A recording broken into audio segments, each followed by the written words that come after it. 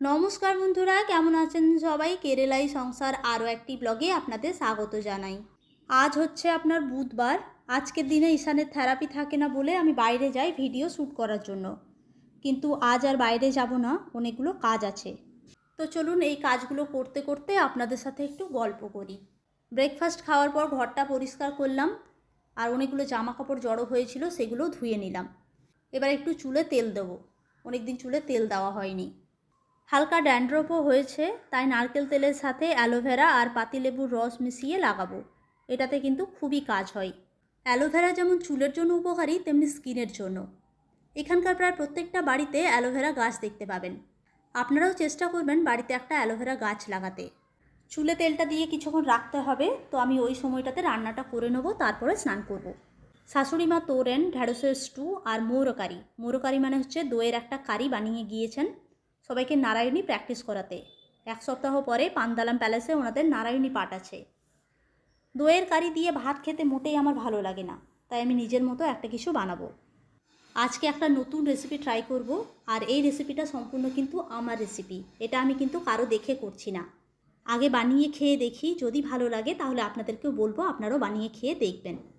এটা খেলে কিন্তু গলা চুলকায় না বা গলা ধরে না, তবে কাটার সময় বা পরিষ্কার করার সময় কিন্তু আমার হাত চুলকায়, তাই গ্লাভস পরে কাটলাম এবং পরিষ্কার করে নিলাম। মুসুর ডালটা আগেই ভিজিয়ে রেখেছিলাম, এবার এটাকে পেস্ট করে বড়া ভাজবো। মুসুর ডাল বেটে বড়া ভেজে আলু আর টমেটো দিয়ে মাঝে মাঝে ঝোল বানাই। আরও একভাবে বানাই, ডালটা বেটে বড়া না ভেজে ঝোল যখন ফুটবে তার মধ্যে বড়া বানিয়ে ফেলে দিতে হবে। সেটাকে বলা হয় টুপ বড়া। কেউ যদি টক খেতে পছন্দ করেন তাহলে সেটাতে একটু তেঁতুল দিতে পারেন, কিংবা টমেটো, সেটাও ভালো লাগে খেতে। বড়াগুলো ভেজে নিলাম। এবার তেলের মধ্যে একটু কালো জিরে দিয়ে ছাঁচি পেঁয়াজগুলো প্রথমে ভেজে তারপরে ওই কেটে রাখা কচু শাক আর কুমড়োগুলো দিয়ে দেবো। আপনারা যেমন আমার ব্লগ দেখেন, আমাদের এখানকার আত্মীয় স্বজন পাড়া প্রতিবেশীরাও আমার ব্লগ দেখেন, এই সমস্ত রান্নাগুলো দেখেন আর ওনারা অবাক হন। অবাক হন এই কারণে, কারণ ওনাদের সমস্ত রান্নাতেই হচ্ছে নারকেল, আর আমি তো কোনো রান্নাতে নারকেল ব্যবহার করি না। আমাদের রান্না সম্পূর্ণ আলাদা, তাই ওনারা দেখেন আর অবাক হন। এই রান্নাটাতে আদা বাটা দেব না, শুধুমাত্র দেব রসুন বাটা, আর মশলার মধ্যে একটু জিরে গুঁড়ো আর লঙ্কা গুঁড়ো জলের মধ্যে গুলে এটার মধ্যে দিয়ে দেবো। রান্নাটা হচ্ছে আপনার এক্সপেরিমেন্ট। নানা রকম এক্সপেরিমেন্টের মাধ্যমেই না রেসিপি তৈরি হয়, তো আজকে আমি এক্সপেরিমেন্ট করছি। মশলাটা ভালো করে কষিয়ে একটু জল দেব। কালারটাও খুব সুন্দর হয়েছে আর গন্ধও ভালো বেরিয়েছে। যেহেতু বড়াগুলোতে জল শুষে নেবে, তাই জলটা একটু বেশি করেই লাগবে।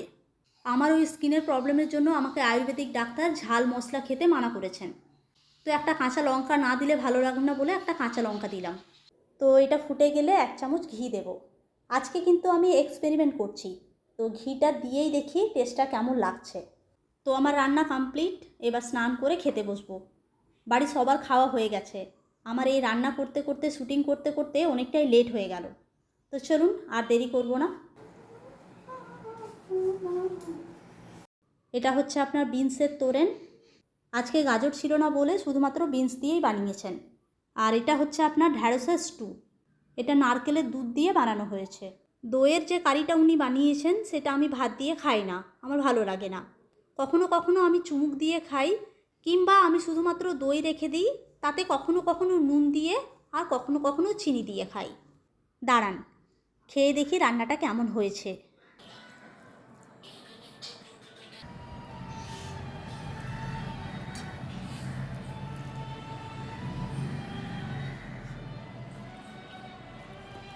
ভালো হয়েছে, ভালো লাগছে খেতে।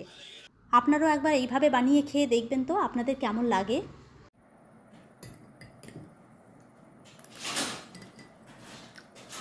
তবে চলুন আজকের এই ছোট্ট ব্লগটি এখানেই শেষ করছি। আবার আপনাদের সাথে দেখা হবে আমার পরের ব্লগে। সবাই খুব ভালো থাকবেন, সুস্থ থাকবেন আর খুব আনন্দে থাকবেন। ধন্যবাদ।